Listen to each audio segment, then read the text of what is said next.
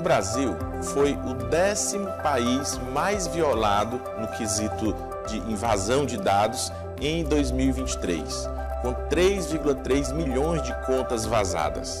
De acordo com um estudo da empresa de segurança cibernética Surfshark, globalmente houve um total de 299,8 milhões de contas violadas, com os Estados Unidos em primeiro lugar, chegando a 32% de todas as violações em 2023. O mesmo estudo aponta que na América do Sul, nosso país fica em primeiro lugar, com 151,4 milhões de senhas vazadas. Os dados consideram a contagem de violações desde 2004, com 348,4 milhões de usuários comprometidos na internet. Além do roubo de identidade, extorsão, destruição de dados sensíveis e outros crimes cibernéticos, esses ataques também impactam diretamente na economia, na privacidade e segurança das pessoas.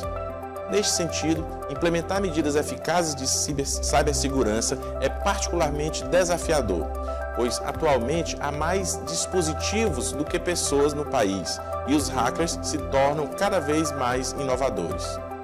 Para falar sobre o assunto, recebemos no nosso programa o delegado titular da Delegacia de Repressão aos Crimes de Informática, DRCI, Humberto Mácula, e o advogado e professor da Universidade Federal, Humberto Igor Cabaleiro. Queria inicialmente dar as boas-vindas aqui aos nossos ilustres convidados de hoje, aqui do nosso programa Ideias em Debate. E, em primeiro lugar, eu queria perguntar ao delegado Humberto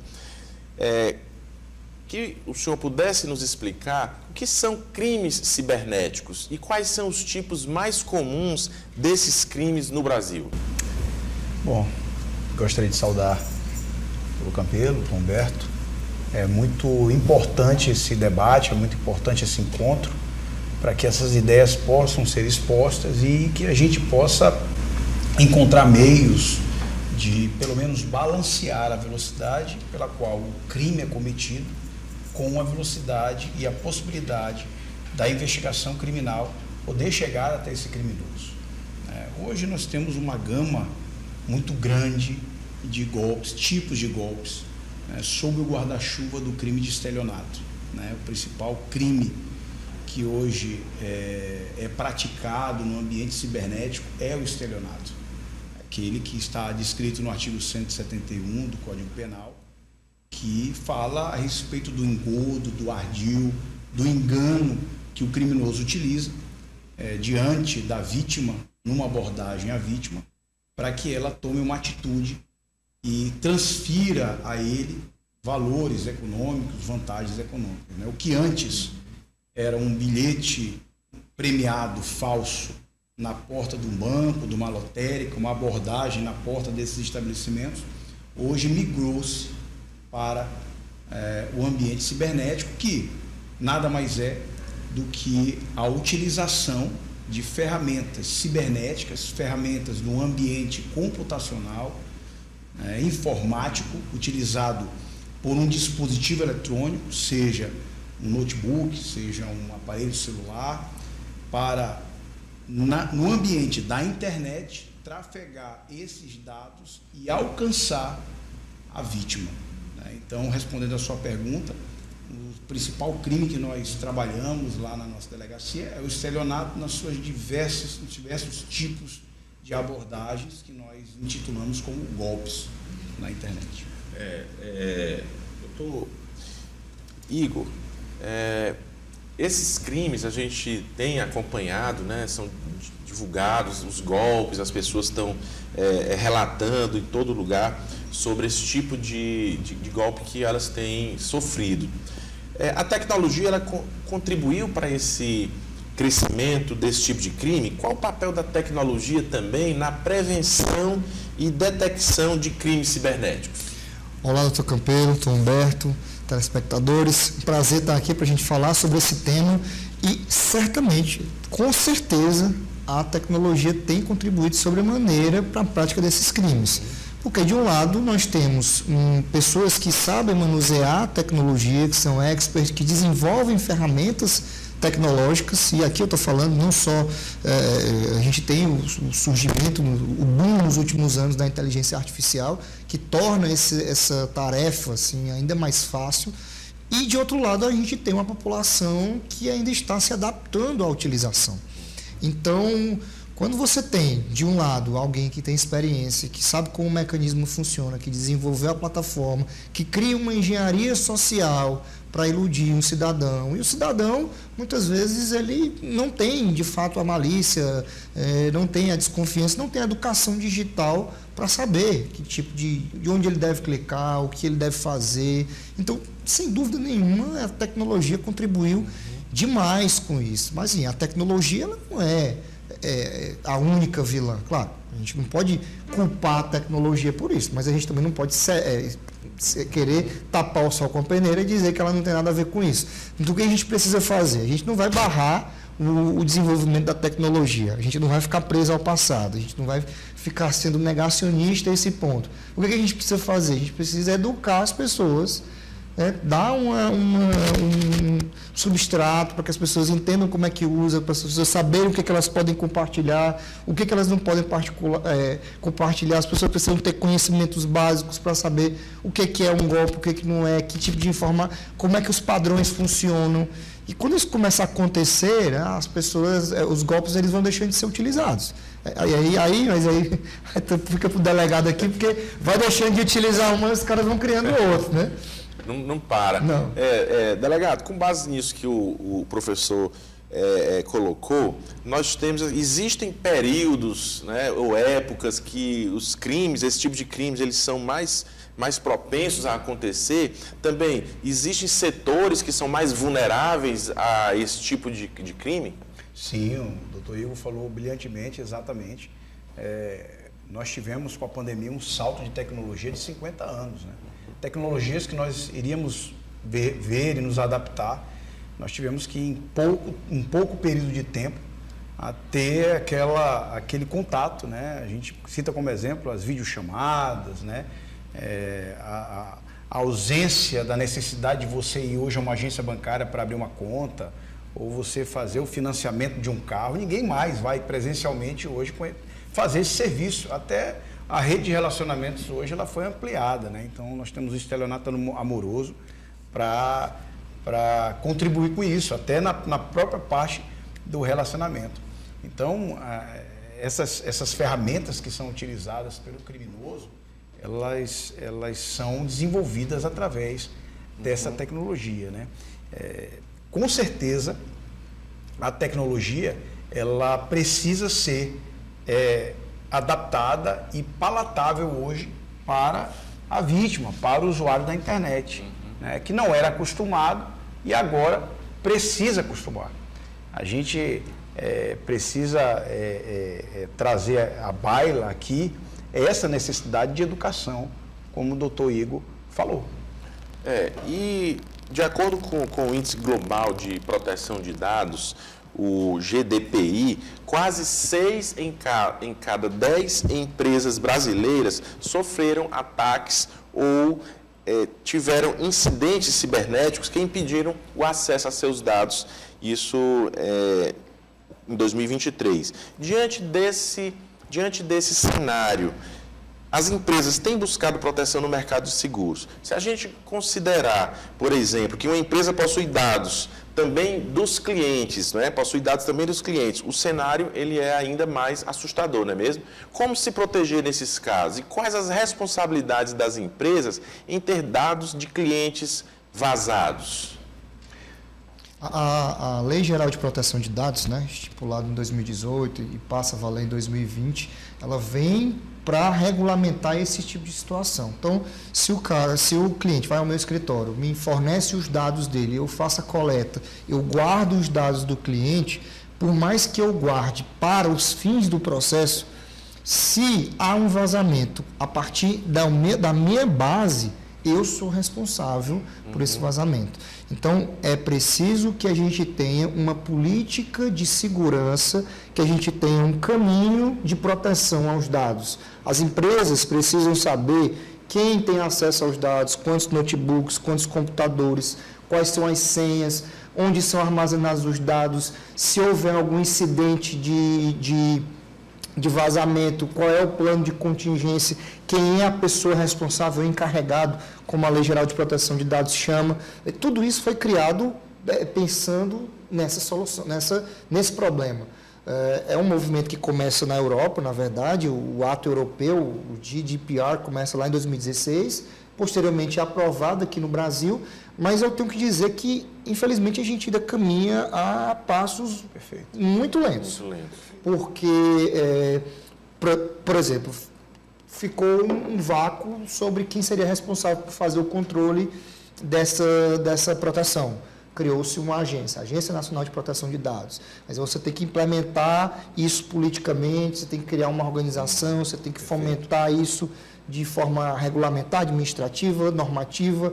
Você tem que incutir isso na cabeça da população, dos empresários e na cabeça do usuário. Assim, isso é uma pergunta que eu faço aqui para o telespectador. Ó. Quando você vai acessar um site, e essa pergunta eu sempre faço e a resposta sempre é a mesma. Quando vocês vão acessar um site e aparece lá aquela aba lá dos cookies, o que você clica lá? A grande maioria das pessoas vai dizer, aceita, fecha o olho, eu quero aceitar daqui até eu morrer para esse negócio não ter que aparecer mais. Porque as pessoas acham erroneamente que se elas não aceitarem, aquilo vai prejudicar a navegação delas. E não vai. Quando você opta por personalizar os seus cookies, aqueles cookies são informações que você dá. Existem cookies que são obrigatórios, que são essenciais, esses você não vai conseguir desativar. Esses são cookies de funcionamento. Sem eles, o site, a plataforma não vai funcionar. E os demais cookies são cookies de publicidade. Então, você está entregando os seus dados, os seus hábitos, a sua privacidade, muitas vezes a sua intimidade. E está lá na plataforma, está lá em algum site qualquer, e de lá ele pode vazar criminosamente. E aí é onde tudo acontece. Delegado, tem tido muita reclamação contra, em face dessa invasão de dados às empresas, na delegacia, sobre tanto dos empresários quanto de usuários que tiveram seus dados vazados na empresa. A população está consciente já desse direito à proteção de dados que elas têm. O próprio empresário também está consciente dessa obrigatoriedade deles. Como é que o senhor tem visto isso lá na sua delegacia? Olha, na delegacia a gente percebe a procura pontual específica de caso a caso, né? Não há uma preocupação geral em relação a esse vazamento de dados ou a responsabilização dessas empresas, né? Geralmente as vítimas procuram a área civil para buscar essa reparação de dano material, né? Uma indenização, e lá a gente dá essa orientação da questão dos dados, né? O que a gente percebe é que a vítima, muitas das vezes, ainda como o doutor Igor falou, ela não está educada digitalmente, né? Ela chega a perguntar para a gente, mas como é que ele sabia meu CPF, como é que ele sabia o nome da minha mãe, o nome do meu pai, como é que ele sabia o meu endereço? E aí a gente faz essa informação, diz, olha, o seu dado foi vazado. O Brasil, ele é um dos países que tem o maior dado vazado do mundo, né? A gente agora, em 2024, a gente teve também dados vazados, né? Na nossa investigação de prevenção, de rotineira, né? Sem uma demanda, que a gente costuma fazer, a nossa investigação de inteligência, ela apura que na Dark Web, na Deep Web, hoje você encontra vasto material vazado. É facilmente encontrado listas e listas de clientes, por exemplo, de planos de saúde por estado. Se você quiser comprar uma lista com um cadastro de 1.000 clientes, 500 clientes, de planos de saúde, você encontra com nome, CPF, endereço, telefone, que ali é disponível a quem quer que seja. Então, essa questão ela precisa ser muito mais abordada, né? A cultura da segurança digital precisa ser imbuída mesmo, precisa ser despejada para o usuário, né? Tendo essa importância a mídia, a Polícia Judiciária, os advogados, a OAB, todos precisam se irmanar para trazer isso sempre à baila, porque como eu coloquei, né, o usuário ele não estava preparado, né, com esse desenvolvimento da tecnologia. A empresa prestadora do serviço na internet, na empresa prestadora de serviço cibernético, né, para essa atividade, ela não estava também preparada. Então, ela ainda está se preparando com essa tecnologia, tem evoluído, a proximidade hoje com a polícia é muito maior, de resposta, de agilidade. Eu lembro quando eu estava na inteligência, a gente lá no ano de 2017, 2018, a gente fazia essa investigação cibernética,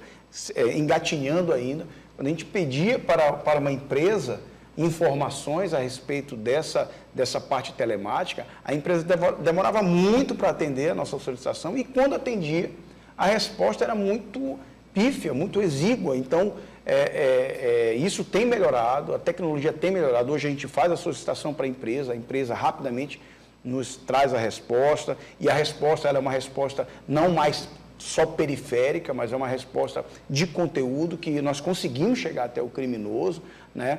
E essa tecnologia de proteção ela tem melhorado. Se você observar no início ali em 2020, 2021, 2022, né, para você abrir uma conta digital bastava você mostrar sua foto.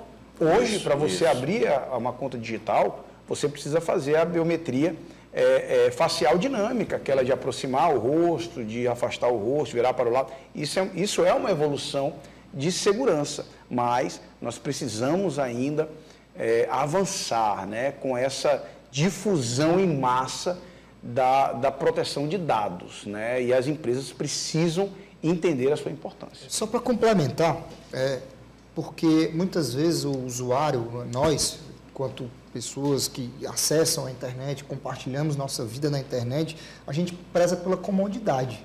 A gente deixa a mesma senha porque é mais cômodo, a gente deixa as coisas logadas porque são mais cômodas, a gente não se dá o trabalho de anonimizar dados, de ocultar informações, enfim, a gente não se preocupa de ver o que a gente está publicizando, porque é mais cômodo. Mas da mesma forma que é mais cômodo para a gente fazer isso, tem se tornado mais cômodo para o criminoso. Perfeito. Porque o criminoso, com uma ferramenta de inteligência artificial, ele consegue fazer uma captura de milhares de dados, um cruzamento de dados que a nível manual demandaria um dia inteiro para eu sair cruzando de site em site, sabe? E puxando o fio, que é o que o delegado faz aqui, né? Vai na investigação, puxa um dado, vai lá, puxa o outro. O cara joga uma plataforma de inteligência artificial, ele está no crime, ele não tem que obedecer a nenhum tipo de regulamentação, de transparência, de ética. Então, ele roda essa plataforma, a plataforma cruza, compila, às vezes ele vende o dado, às vezes ele utiliza o dado. Então, a gente, sabendo disso, a gente tem que entender que a comodidade pode nos custar caro, muito caro. Exatamente por isso, porque hoje está muito fácil para o cara fazer isso. Outro dia, eu vi... eu fiquei assim, sabe? Eu fiquei imaginando como é que seria se minha mãe fosse vítima de uma situação dessa. Era uma página de humor, o camarada estava fazendo o seguinte, ele pagou um aplicativo de inteligência artificial, custa $1, eu fui procurar depois, e ele copiou a voz do pai dele no WhatsApp, terrível isso. Pegou, fez um chip novo, um WhatsApp novo, botou a foto do pai dele lá e com a plataforma de inteligência artificial... ele mandava um áudio da voz dele e saía no WhatsApp como se fosse a voz do próprio pai. Então, imagine você fazer isso, um bandido fazer isso com a minha mãe, com as nossas mães. Os idosos geralmente são mais vulneráveis a essa parte tecnológica. Diz, mãe, eu estou aqui, me ajuda, eu preciso de tantos. Minha mãe vai dizer, mas eu ouvi, era a voz do meu filho. Era ele que estava falando, né? E aí a gente tem hoje as deepfakes, dá para fazer um vídeo com isso. Então, assim, a gente vai precisar, isso vai ser um choque muito grande. E isso é uma discussão até metafísica, filosófica. Filosófica, porque a gente vai dizer assim, cara, mas tem foto, né? Tem vídeo. E a gente vai ter que aprender a dizer assim, pô, mas isso não quer dizer nada. Delegado, num caso como esse, né, que ele citou aqui, que conselhos o senhor, como delegado, daria para essas pessoas que estão vulneráveis a sofrer esse tipo de golpes, né? Na hora que a mãe se deparar com uma mensagem aqui do filho, ela entender que é o filho, que é a voz do filho, mas não ter certeza, que conselho o senhor daria para essas pessoas? Hoje a deepfake, ela já é uma realidade, né? Quando você transmuta o rosto de alguém e coloca no corpo de outra pessoa, né?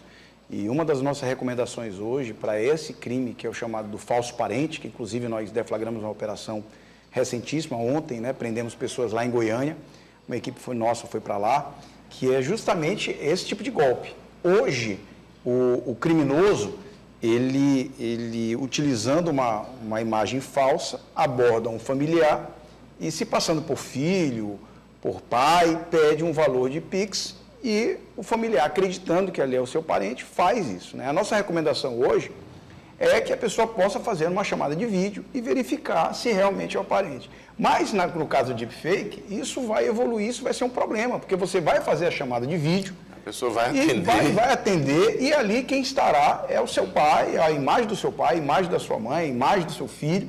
Como fazer? Você vai ter que criar um código, né? Criar um código aqui, ó, vou te perguntar isso. E se você... Qual é? Que dia foi que eu fiz isso e aquilo? É complicado. E assim, qual é a nossa recomendação já para essa evolução, né?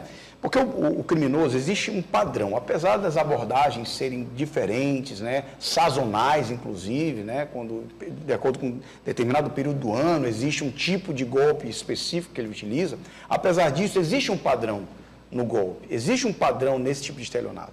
O padrão é a abordagem comunicacional e a abordagem financeira. Então, ele, de alguma maneira, ele vai fazer uma abordagem comunicacional. Que abordagem é essa? É aquela primeira abordagem. Ou ele vai ligar se passando por um agente financeiro, por um agente bancário, ou ele vai mandar um boleto falso, ou ele vai utilizar a imagem de alguém para abordar a vítima se passando por um parente. Essa é uma abordagem comunicacional. E existe a abordagem financeira, que é a volta disso, quando ele consegue fazer com que o engodo dele, com que o ardil dele, né, seja crível e a vítima acredite realmente no que está acontecendo, ela vai, de alguma maneira, transferir valores para ele. E aí que está a chave, né? Aí que está a nossa recomendação de ouro, certo? No momento da transferência de valores, você exigir que essa transferência ela seja para a pessoa que está conversando com você o que você acha que é. Né? Porque o criminoso, o grande ardil do criminoso é fazer com que esse valor vá para outra conta, que vai desembocar na dele. Então, nesse caso em específico, né, que é o do falso parente, o criminoso, o que ele fala? Ele diz, não, pai, manda para esse Pix, não manda para o meu, manda para esse Pix, que é uma pessoa que está fazendo um serviço para mim. Eu estou comprando um material dele, um produto, um equipamento dele, que custa 15 mil reais, que custa 13 mil reais, e mande diretamente para ele. E aí, qual é a nossa recomendação? Não, meu filho, é o seguinte, eu vou mandar se for para a sua conta. Ah, mas minha conta está com problema. Eu disse, não, então, infelizmente eu não vou poder fazer. Ou então vou mandar para alguém da minha confiança, para sua esposa, para sua filha, ou para alguém que tenha essa comunicação. E de lá você veja o que você possa fazer. Tá? E o filho, né, a outra parte, já entender isso. Por exemplo, se for ele realmente, ele entender, não, pai, o senhor está certo. O senhor está certo. Está certo? É uma questão de segurança digital e essa cultura que nós precisamos obter. Aí é um excelente conselho, né, do delegado aí, que todos deveriam, de fato, aplicar. E aí, doutor Igor, como é que a legislação brasileira atual, incluindo o Marco Civil da Internet, a LGPD, pode ser aprimorada? Porque a gente tem visto aqui que não resolveu o problema ainda. Como é que ela pode ser aprimorada para lidar de maneira mais eficaz com os crimes cibernéticos? Você fez uma pergunta de milhões agora, né? É uma pergunta que os nossos legisladores têm se feito, que o mundo tem se feito, que todo o direito tem se feito, porque a tradição romano-germânica que cria o direito, nada disso existia, né? Então agora a gente muda perguntas sobre responsabilidade, sobre plataforma, sobre mecanismos, tudo isso são questões que nós vamos ter que enfrentar, que eu acredito que a gente ainda não tem resposta. Mas o que a gente pôde notar nos últimos anos que tem funcionado, né, principalmente na parte da proteção de dados. O que tem funcionado em sede de proteção de dados? É dar o poder, dar ao usuário a palavra, o consentimento. Então, isso tem funcionado em muitos casos. Então, é você poder negar ou explicar, dizer expressamente que você não consente, que você não permite, que isso, que aquilo. A gente vai ter uma falha, vamos dizer, não vou dizer uma falha, mas a gente vai ter um problema quando a gente está falando, por exemplo, de dados públicos. Estamos falando aqui sobre processos judiciais. O processo judicial é um dado público. Excelente. Eu não tenho como evitar que outros advogados acessem os processos, porque é público e é uma prerrogativa do advogado. A gente não vai atentar contra a advocacia. Está lá, é o artigo 7º da Lei 8.906. O advogado tem direito de acessar os autos. Só que às vezes o advogado vai acessar os autos com objetivos, objetivos escusos. Aí o CNJ achou, por exemplo, uma medida intermediária. Você vai acessar, mas vai ter o registro. Sim. Certo, mas só ter o registro é suficiente? Não, então vamos pensar em outros mecanismos de controle. E a gente vai precisar pensar também, eu acho que esse se eu posso dar uma resposta concreta, eu acho que essa vai ser a solução para vários problemas, que é a anonimização de dados. Os dados vão estar lá, mas com plataformas de inteligência artificial, o público consegue ter acesso, mas de forma anonimizada. Perfeito. Entendeu? Perfeito. Então, eu que sou o advogado do processo, eu que sou habilitado, estou dando um exemplo de um processo judicial, eu que sou habilitado no processo, eu tenho acesso a todos os dados. Mas você que é advogado, não é habilitado no processo, você vai conseguir ver o processo, só que você não vai ter acesso aos dados, as informações específicas, os dados sensíveis, os dados pessoais. Você vai ter acesso ao processo, mas os dados vão estar anonimizados. O que é anonimizar os dados? Lá onde tem meu nome, Berto, Igor, tarará, tarará, vai ter cidadão brasileiro, e vai ser gerado isso, né, de forma aleatória, de forma randômica, de maneira a impedir que se identifique de quem que você está falando ali, ou que informações estão sendo tratadas ali. É muito importante essa questão, porque termina se enfrentando um dilema entre a transparência, não é? O direito à informação, a lei de acesso à informação e a questão também da proteção de dados. Mas, delegado, pegando esse gancho aqui que o doutor Igor nos trouxe, enquanto delegado, enquanto autoridade policial, quais são os principais desafios enfrentados na sua delegacia, de um modo geral, no combate aos crimes cibernéticos? Excelente pergunta. Pegando a pecha aí do doutor Igor, eu acho que o nosso grande desafio é nós caminharmos com uma velocidade talvez tão efetiva quanto a que o criminoso pratica o crime.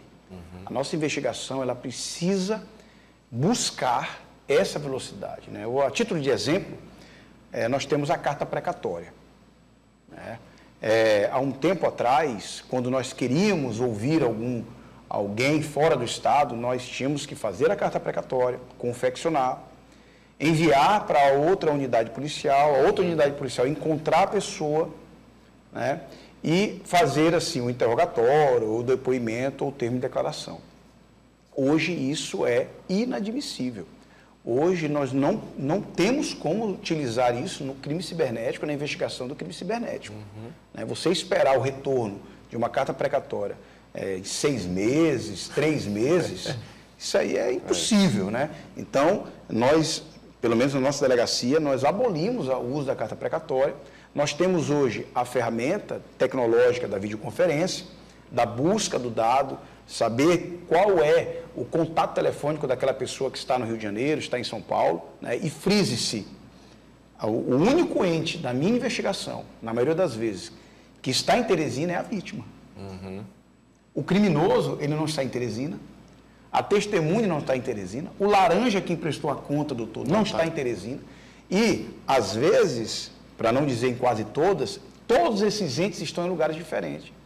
Eu já tive investigação que o laranja está no Rio Grande do Sul, o criminoso está em Mato Grosso e a testemunha está na Paraíba. Como é que você vai trabalhar o inquérito policial? Isso é um modus operandi. Um modus operandi. E só a vítima está aqui agora mesmo, na deflagração da Operação Proteu em Goiânia.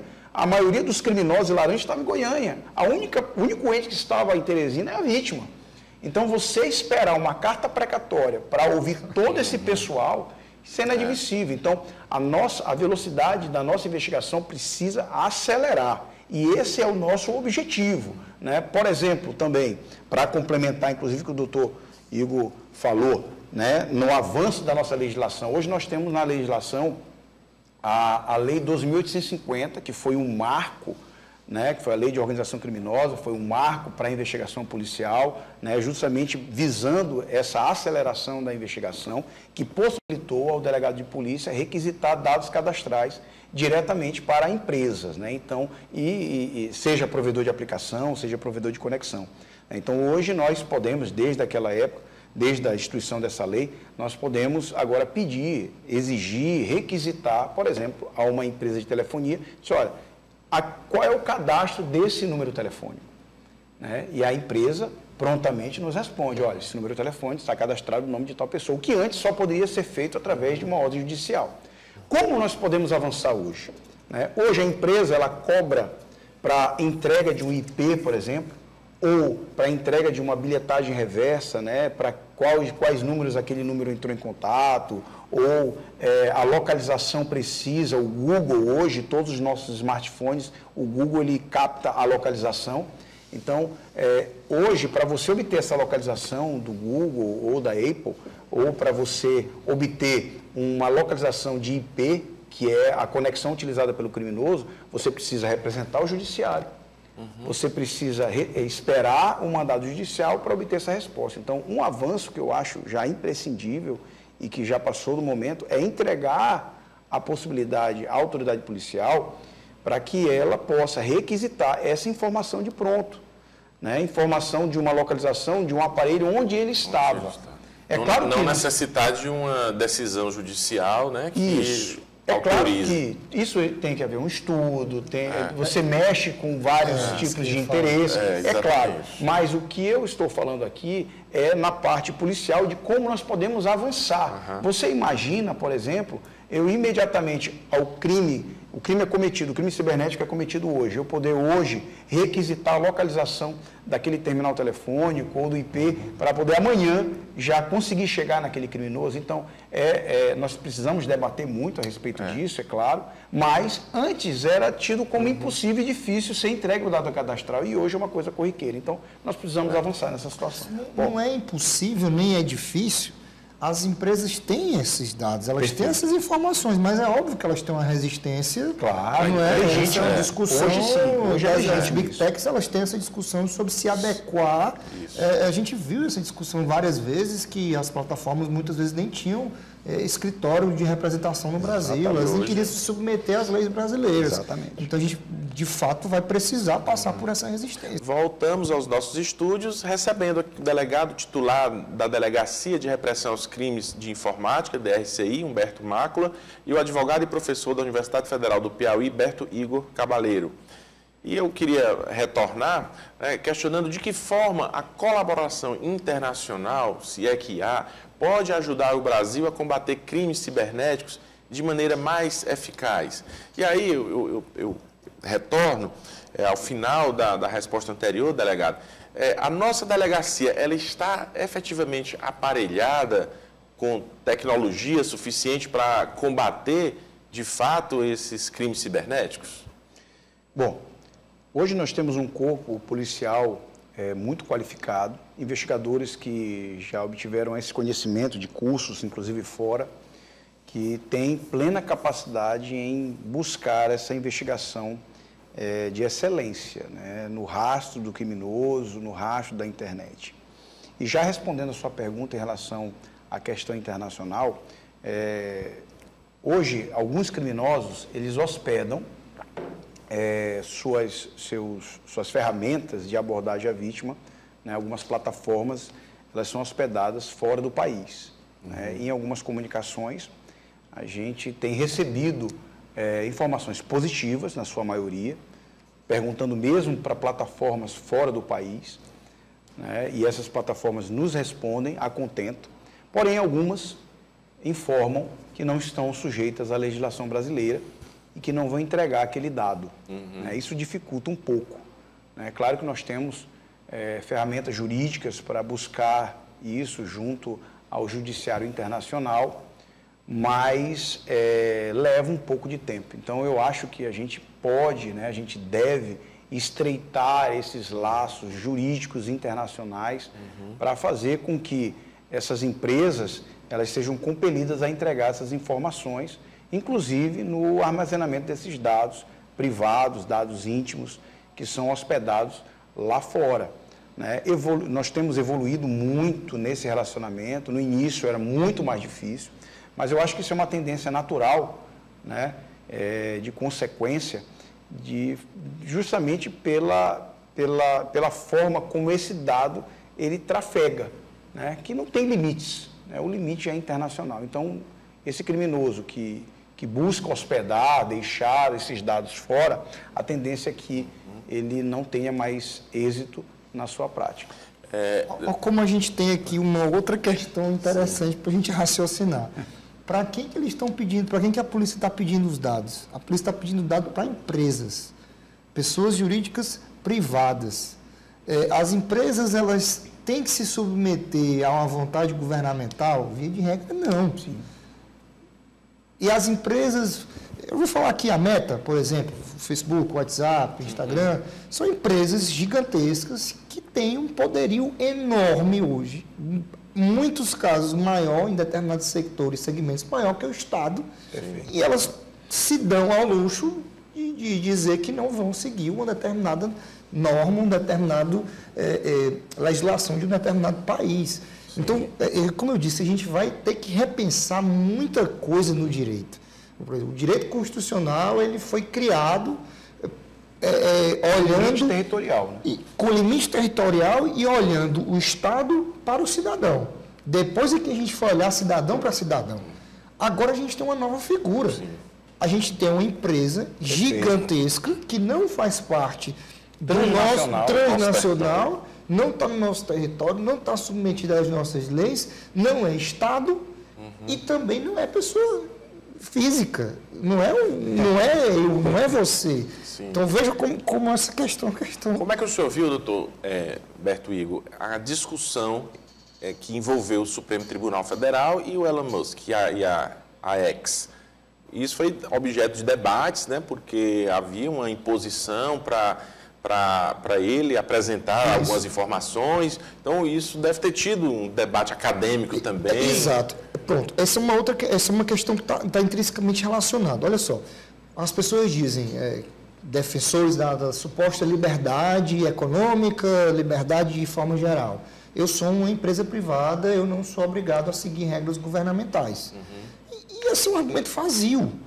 Não é? É um argumento completamente vazio, porque eu também sou uma pessoa privada, sim. O meu escritório também de advocacia também é uma pessoa jurídica privada, mas eu tenho que me submeter, eu tenho que recolher imposto, eu tenho que pagar taxa, eu tenho que me... Enfim, então da mesma forma, liberdade, as empresas, as big techs clamam por essa liberdade, mas sinceramente é um argumento vazio.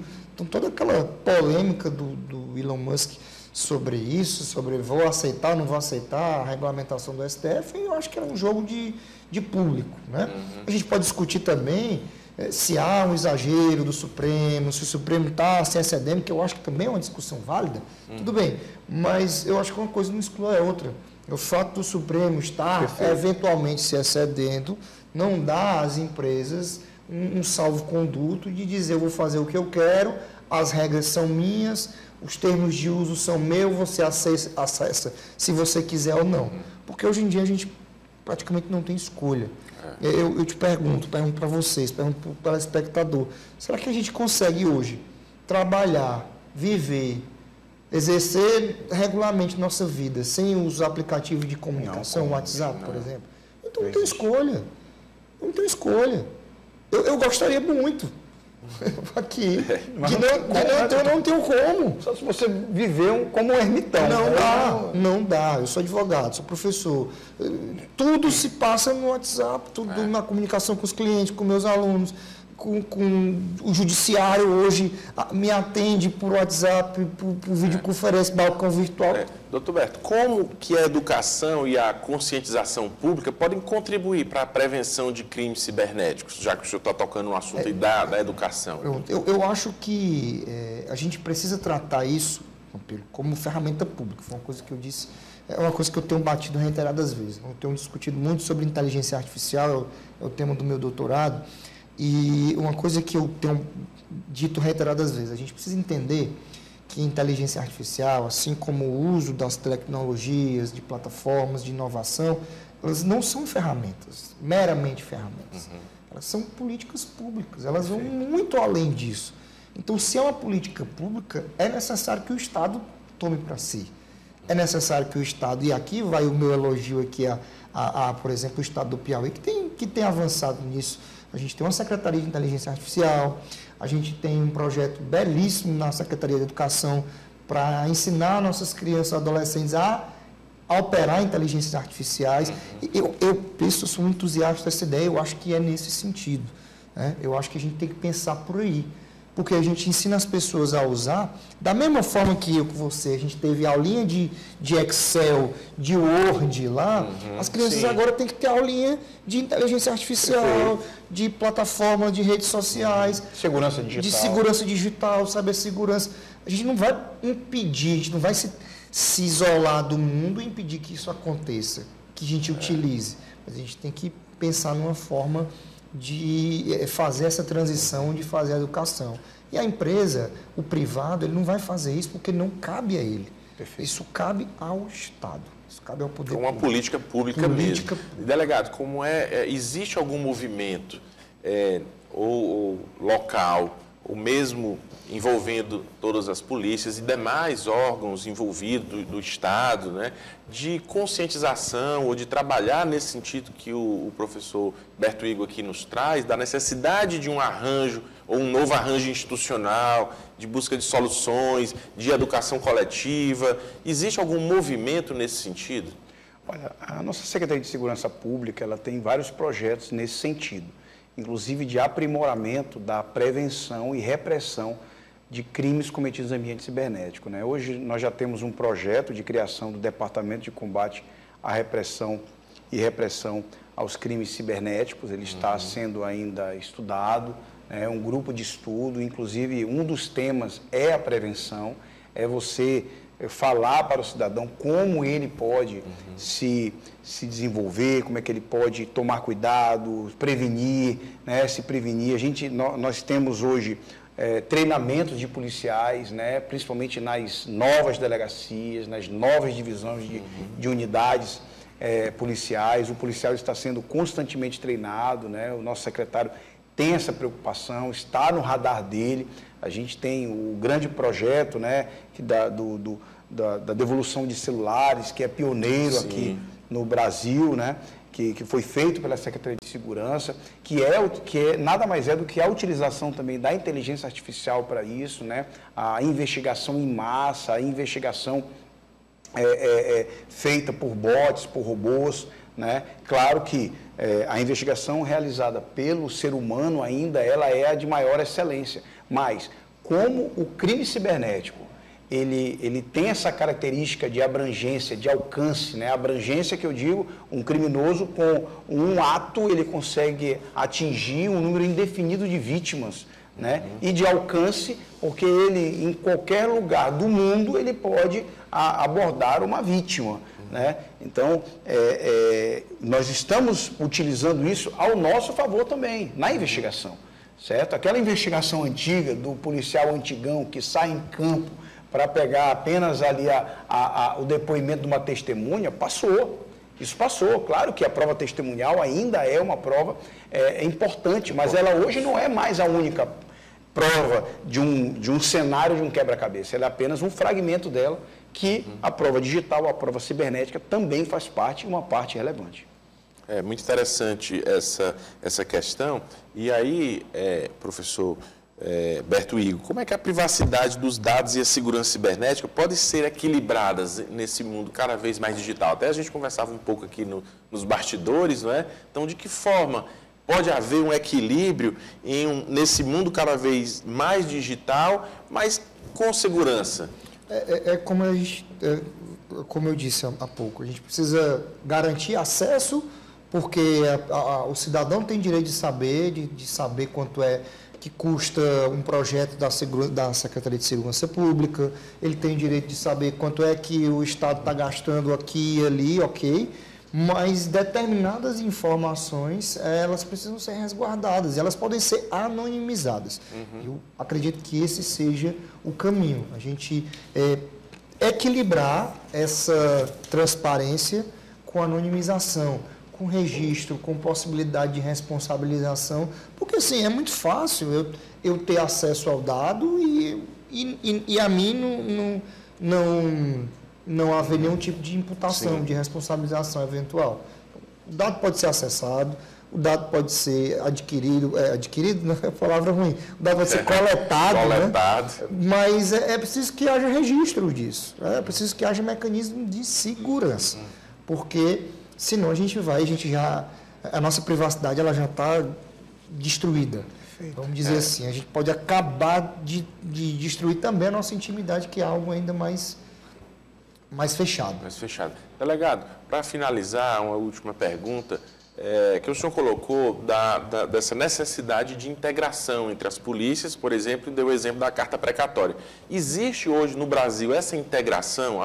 As polícias elas estão se conversando para que haja essa agilidade? Há uma sensibilização no Brasil da polícia como um todo nesse sentido? Sim, totalmente, né? Os nossos sistemas hoje, a tendência e já é uma realidade da integração de sistemas. Então, quando eu entrei na polícia, na verdade, né, isso há uns 20 anos, isso não era possível. A gente tinha que conhecer alguém, o telefone de alguém, para perguntar para ele como era, e era um sonho nosso ter um sistema que você consultava um indivíduo aqui e ele trazia para você uma resposta nacional. E isso hoje acontece, né? Hoje o Piauí, ele participa já desse sistema integrado entre as polícias, e os estados, e é importante colocar isso, os estados que não aderiram a esse sistema, que é um sistema nacional, estão para trás. Eu não vou nominar o estado, a gente tem alguns estados bem próximos que não aderiram e que estão se tornando ilhas, ilhas digitais. Eles precisam entrar em contato como antigamente, né, com o colega do outro estado para ter o dado. Hoje, eu não preciso fazer isso. Hoje, o meu policial não precisa. Já tem acesso. Ele já tem um acesso a um dado. E se um indivíduo, no Rio Grande do Sul, ele foi preso em flagrante, imediatamente nós temos acesso a esse flagrante, temos acesso de que indivíduo é esse, o alerta é gerado, se nós estivermos procurando esse indivíduo, ele vai entrar no nosso radar. Isso é muito bom. Se eu não estou enganado, o protocolo de recuperação de celular foi adotado pelo Ministério da Justiça também, não foi? Sim, foi adotado pelo Ministério da Justiça, de forma nacional. De integração também. E a tendência, doutor, é que isso seja irradiado para todos os estados, que é uma prática excelente, né? Bom, é muito boa aqui a nossa entrevista, mas o nosso programa está chegando ao fim e eu queria passar a palavra para os nossos entrevistados para que possam fazer aí suas considerações finais. Eu agradeço muito pela presença, tivemos aqui um rico debate sobre um tema que é tão importante para a sociedade e fica aí o tempo para vocês, né, fazerem suas considerações finais. Doutor? Bom, queria agradecer a oportunidade de estar aqui, de conversar sobre isso, um tema muito delicado, tem muita coisa para a gente conversar e o recado que eu dou para as pessoas é esse, que a gente não deixe que a comodidade do acesso da internet, das plataformas de e-mail, enfim, que a gente está conectado o tempo inteiro, a gente não deixa que essa comodidade tome de conta do nosso dia a dia, porque isso facilita a captura dos nossos dados e a gente não vai proibir, não vai coibir, mas a gente pode dificultar. Bom, queria também agradecer o convite e estamos à disposição na nossa delegacia, né? É uma preocupação da Secretaria de Segurança, da nossa Delegacia Geral, em aprimorar, aparelhar mais essa questão cibernética, que hoje nós temos visto a migração do roubo, do furto, né? Aqueles tradicionais para o ambiente cibernético, e recomendar também a você, cidadão, para que você faça o seu boletim de ocorrência se você for vítima de algum crime cibernético, né? A gente tem aquela falsa cultura de não vai dar em nada. Sim, vai sim. Através do seu boletim de ocorrência, a gente da polícia consegue entender o crime, consegue saber o modus operandi e assim antever futuros ilícitos penais. Então essa é a nossa recomendação, estamos à disposição. Muito obrigado. Bom, agradecemos aqui aos nossos convidados e também à sua audiência em casa e convidamos você a participar da nossa produção através das redes sociais, @Sistema o Dia e do WhatsApp, 869-9911-2111. Você pode sugerir pautas e nos enviar feedback dos assuntos discutidos. Acompanhe também a reprise do programa todo sábado, das 9 horas às 10 horas da manhã. E caso não tenha tempo para acompanhar a transmissão às terças-feiras ou mesmo a reprise aos sábados, você pode acessar o nosso canal no YouTube. É só pesquisar Sistema o Dia na plataforma e assistir o programa na íntegra.